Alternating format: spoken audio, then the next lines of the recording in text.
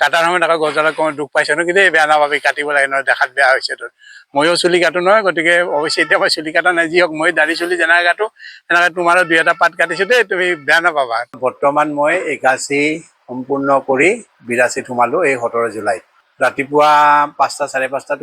উঠি ব্যায়াম অকণমান কৰি ৰাতিপুৱাৰ চাহকাপ খাই প্ৰথম পেপাৰখনতে হাত লগাওঁ চাহে পেপাৰে একেলগে চাই তাৰপিছত ৰাতিপুৱাৰ গ্ৰহণ হয় জলপানটো লওঁ প্ৰায় 8:30টাত জলপান লোৱাৰ পিছত তেতিয়া মোৰ আৰু চাৰিওফালে গছ গছনি ফুল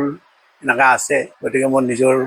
কম্পাউণ্ডটোৰ ভিতৰতে মোৰ যিটো চৌহদ আছে সেই চৌহদতে নামি গছ গছনি কেইজোপাৰ লগতে কথা বতৰা অকণমান পাতি লৈ এইকেইদিন বৰষুণৰ দিন সেইকাৰণে ঘাঁহ বৰ বেছিকৈ হৈছে গতিকে মানে এনেকুৱা হৈছে 3-4খনমান লন আছে এইখন লন কাটি সেই ঘৰতে আনখন লনত আকৌ ঘাঁহ হয় গতিকে এইকেইদিন মই ঘাঁহ কাটা লন মৰাৰে ঘাঁহ কাটি মানে ৰক্ষা পোৱা নাই ডেইলি এইকেইদিন দেই বৰষুণৰ কেইদিন ঘাঁহ কাটা গছৰ ডালবিলাকো ট্ৰিম কৰি থাকিব লাগে এই কাটিলে এই ওলায় তো এনেকুৱা কৰোঁতে এই সময়খিনি মই প্ৰায় 9:30 10টাত নামো 1 বজালৈকে 1 বজাত উঠি গা ধুই তাৰপিছত দুপৰীয়াৰ আহাৰ গ্ৰহণ কৰোঁ দুপৰীয়াৰ আহাৰ গ্ৰহণ কৰি মই অকণমান তেতিয়া সেই মোবাইলটো ওলাই কিবা এইটো আছে নেকি চাওঁ আৰু ষ্টেটাছ হাবি যাবি এইখিনি সময় অকণমান চাই 3 বজাৰ পৰা 4:30 মানলৈ বিশ্ৰামটো লওঁ 5 বজাত উঠি 1 কাপ চাহ খাওঁ খাই যদি দিনত যদি খুব বেছি মানে মোৰ পৰিশ্ৰম নহয় তেতিয়াহ'লে মই খোজকাঢ়িব ওলাই যাওঁ আকৌ প্ৰায় 1 ঘণ্টা খোজকাঢ়োঁ আৰু যদি দিনত পৰিশ্ৰমটো খুব বেছি হয় তেতিয়া মই ঘৰৰ কেম্পাছতে অকণমান খোজকাঢ়িলোঁ খোজকাঢ়ি 6:30 বজালৈকে খোজকঢ়াখিনি সমাপন কৰি 6:30টাত গাটো ধুই তেতিয়া প্ৰায় 7টামান বজাত টিভিৰ ওচৰত বহোঁ টিভি বৰ বেছি নাচাওঁ কেতিয়াবা কিবা খুব আলোচ্য বিষয়বিলাক যদি থাকে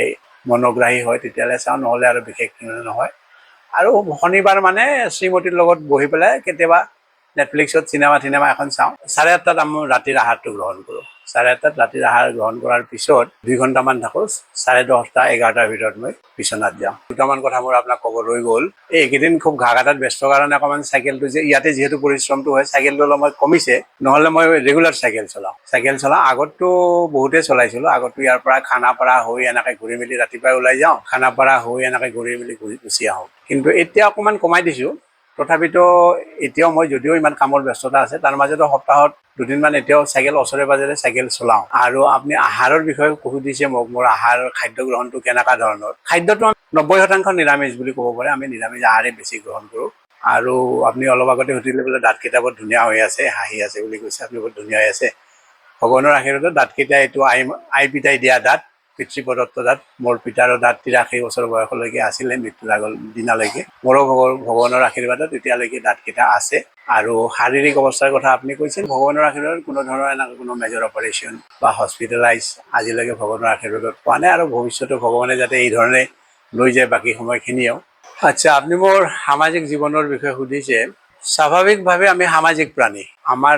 নিজৰ জীৱনতো আমি বাল্যকালৰ পৰাই সামাজিকভাৱে মানে পঢ়াশালীত পঢ়া দিনৰ পৰাই যে যেতিয়া প্ৰাথমিক লেভেলতে পঢ়িছিলোঁ তেতিয়াৰ পৰাই যে ক্লাছ কেপ্টেইন স্কুল কেপ্টেইন ফুটবলৰ কেপ্টেইন সৰুকালৰ পৰাই এনেকুৱা সমাজৰ লগত আহি পৰৱৰ্তী সময়ত কলেজত পঢ়া দিনতো কলেজৰ ইউনিয়ন ছেক্ৰেটাৰীৰ পৰা আৰম্ভ কৰি গিৰিধৰ শৰ্মাৰ নিচিনা কৰ্মযোগী ব্যক্তিৰ সান্নিধ্য পোৱাৰ সুযোগ হৈছিল তাৰ পৰৱৰ্তী সময়ত প্ৰাক্তন মুখ্যমন্ত্ৰী জননেতা হৰসিংহ ডাঙৰীয়া পি.এ. চাংমা ডাঙৰীয়া আদিৰ নিচিনা ব্যক্তিৰ সান্নিধ্য পোৱাৰ সুযোগ হৈছিল আৰু এটা কথা মই আপোনাক কৈ ভাল পাম বা কৈ মই গৌৰৱেও কৰিম বুলি ভাবোঁ যে হৰসিংহৰ নিচিনা এজন ব্যক্তি তেওঁৰ বিষয়ে মই কোনো বিশেষণ লগাই কোৱাৰ প্ৰয়োজন নাই অসমৰ ৰাইজক হৰসিংহৰ নিচিনা ব্যক্তিজনত মই 1972 চনৰ পৰা মৃত্যুৰ আগদিনালৈ তেওঁৰ লগত ওতঃপ্ৰোতভাৱে জড়িত হৈ আছিলোঁ আৰু তেওঁক মই কোনোদিন এৰা নাছিলোঁ তেওঁৰ লগতে থাকিছিলোঁ বাকী কিন্তু তেওঁৰ সহযোগী বা সহপাঠীসকলে এৰি গ'লেও মই তেখেতক এৰা নাই তেওঁৰ লগত থাকিলোঁ আৰু শেহতীয়াভাৱে 1999 চনৰ পৰা লোকসভাৰ প্ৰাক্তন অধ্যক্ষ পূৰ্ণ আগিতক চাংমা তেখেতৰ সান্নিধ্যত আহিলোঁ তেখেতৰ লগত সান্নিধ্যত আহিলেও জীৱনত বহুত কিছুমান শিকিলোঁ আৰু তেখেতৰো আকস্মিকভাৱে মৃত্যু হ'ল আৰু সামাজিক জীৱনত এতিয়াও আপুনি কৈছে কেনেটা ব্যস্ততা থাকে বিভিন্ন অনুষ্ঠান প্ৰতিষ্ঠানৰ লগত জড়িত হৈ আছোঁ নিজকে ব্যস্ত ৰাখিব চেষ্টা কৰিছোঁ এইটো নহয় যে মই জীৱনত যিমান আৰ্জিলোঁ সেইটো মোৰেই এই চিন্তাধাৰাটো মোৰ মনত নাই আৰু মই ভাবোঁ প্ৰত্যেকজন মানুহে যেহেতু আমি সামাজিক প্ৰাণী যে ভগৱানে আমাক বায়ু পানী মাটি আমাক দিছে মই এই পৃথিৱীখনক কি দিছোঁ মোৰোতো দায়িত্ব আছে মই অকল এইটো খালি মই পাব লাগে দিব নালাগে মোৰ কৰ্তব্য নাই এইটো নহয় দায়িত্ব আৰু কৰ্তব্য দুটাই থকা উচিত সমাজৰ প্ৰতি প্ৰকৃতিৰ প্ৰতি। আৰু মই অলপ আগতে আপোনাক ক'লো নহয় যে প্ৰাকৃতিকভাৱে মোৰ গছ গছনিবিলাকৰ লগতে মই কথা পাতোঁ। গতিকে সামাজিক দায়বদ্ধতা এটা সদায় মই মানিছিলোঁ। মই ব্যৱসায় কৰাৰ দিনত মই ব্যৱসায় কৰিছিলোঁ। মই কোনো চাকৰি কৰা নাই, ব্যৱসায় কৰিছিলোঁ। জীৱনত যেতিয়া প্ৰথম বেংক নেশ্যনেলাইজ হয়, তেতিয়া আমি সেই বেংক নেশ্যনেলাইজৰ সুবিধা লৈ সেই সময়তে আমি এম্বেচেডৰ গাড়ী কিনি টেক্সি বনাই চলাইছিলোঁ। পৰৱৰ্তী সময়ত গভৰ্ণমেণ্টৰ PWDত ঠিকাদাৰী কৰিছিলোঁ। তো তেতিয়াও কিন্তু যি আৰ্জিছিলোঁ সেই আৰ্জনটো মই অকল মোৰ বা পৰিয়ালৰ বা ল'ৰা ছোৱালীৰ এনেকুৱা মোৰ মনোভাৱ কেতিয়াও নাছিল। তেতিয়াও যিমানখিনি পাৰিছিলোঁ সাধ্য অনুযায়ী সামাজিক কামত কিছু খৰচ কৰিছিলোঁ, সাধ্য অনুযায়ী। সেইকাৰণে কৈছোঁ যিমানখিনি পাৰোঁ। আৰু এতিয়াও আপুনি কৈছে যে ইমান বয়স হৈছে, এই বয়সত কি কৰি থাকে। মই আচলতে নিজে কেতিয়াও অনুভৱেই নকৰোঁ মোৰ বয়স। মোৰ এতিয়া 82 বছৰ বয়স, মই অনুভৱেই নকৰোঁ। এতিয়াও সামাজিক বিভিন্ন অনুষ্ঠান প্ৰতিষ্ঠানৰ লগত লাগি থাকি ব্যস্ত হৈ থাকোঁ। লগতে আপোনাৰ এই মাধ্যমত যিহেতু আজি মোক আপুনি বহুত কথাই সুধি আছে, আমাৰ নতুন প্ৰজন্মৰ যিসকল আহি আছে তেখেতসকলকো মই এটা আহ্বান জনাব খোজোঁ। প্ৰথম কথাটো হ'ল, ইংৰাজীত কথা আছে না, হেল্থ ইজ ৱেল্থ, স্বাস্থ্যটোৱে সম্পদ। আমি ডেকা বয়সত বিভিন্ন ধৰণে স্বাস্থ্যটোৰ ওপৰত অত্যাচাৰ কৰোঁ। অত্যাচাৰ কৰিব নালাগে, কাৰণ আপোনাৰ স্বাস্থ্যটো যেতিয়া ভালে নাথাকিব কোনো কাম আপুনি সুচাৰুৰূপে কৰিব নোৱাৰিব। মন মগজু আপোনাৰ সুস্থিৰ নাথাকিব। স্বাস্থ্য ভালে থাকিলে মগজুটো সুস্থিৰ হৈ থাকিব। আৰু সমাজৰ প্ৰতি আমাৰ যি দায়িত্ব, প্ৰকৃতিৰ প্ৰতি, প্ৰকৃতিয়ে যে মই অলপ আগতে ক'লোঁ মোক এই যে অক্সিজেন দি আছে, পানী দি আছে, মাটি দি আছে, শস্য দি, গোটেইটো মোক প্ৰকৃতিয়ে দিছে। কিন্তু প্ৰকৃতিক মই কি দিছোঁ, সমাজক মই কি দিছোঁ, প্ৰকৃতিৰ লগত আকৌ সামাজিক কথাটো আহিল। গতিকে মই যুৱ প্ৰজন্মক এই কথাটোৱে অলপ আহ্বান জনাব খোজোঁ যে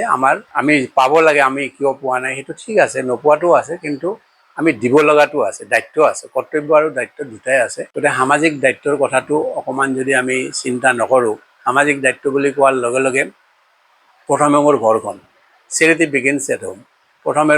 ঘৰখন, তাৰপিছত মোৰ গাঁওখন, তাৰপিছত মোৰ জিলাখন, তাৰপিছত মোৰ প্ৰদেশখন, তাৰপিছত মোৰ গোটেই দেশখন। গতিকে আমি নিজৰ ঘৰখন যদি নাচাওঁ, মই ঘৰখন নাচাওঁ আৰু সামাজিক কাম, মই ঘৰখন প্ৰথমে ঠিক কৰি ৰাখিব লাগিব, তাৰপিছতহে মই যদি ঘৰে ৰাখিব নোৱাৰোঁ ঠিক কৰি, মই সমাজত কেনেকৈ কাম। সেইকাৰণে নতুন প্ৰজন্মৰ প্ৰতি মোৰ এটা আহ্বান, প্ৰথমে নিজকে প্ৰতিষ্ঠা কৰা। সামাজিক প্ৰতিষ্ঠা হোৱাৰ আগতে নিজে যদি প্ৰতিষ্ঠা হৈ ল'ব নোৱাৰোঁ, তেতিয়া সামাজিক কাম কৰাত বহুত কঠিন হ'ব। কিয় কঠিন হ'ব? কাৰণ মোৰ বিভিন্ন সমস্যা থাকিব, মোৰ ঘৰ চলাব লাগিব, টকা পইচাৰ কথা আহিব, টকা পইচা নাথাকিলে ক'ৰ পৰা পাম, তেতিয়া মই অন্যথা কিছুমান পন্থা ল'বৰ বাধ্য হৈ যাব লগা পাৰে। সেইকাৰণে নিজে স্বাৱলম্বী হৈ তাৰপিছত দেশৰ কথা চিন্তা কৰিলে, কিন্তু তাৰ মাজতে মানে সদায় দেশ সেৱা বা সমাজ সেৱা মানে একেবাৰে সমাজত ৰাস্তাত নামি গৈ কিবা কৰিব পাৰিম এনেকুৱা নহয়। মই ৰাস্তাৰে গৈ থাকোঁতেও এজন মানুহে যদি পানীৰ বটলত পানীটো খাই নালাত দলিয়াই দিলে,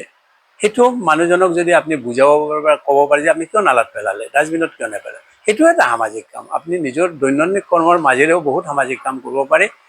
আৰু আপোনাৰ এই মাধ্যমৰ যোগেদি আজি এটা সুযোগ পাইছোঁ, আপুনি যেতিয়া দিলে, সেই সুযোগতে মই এই আহ্বানটো যুৱ প্ৰজন্মক জনালোঁ।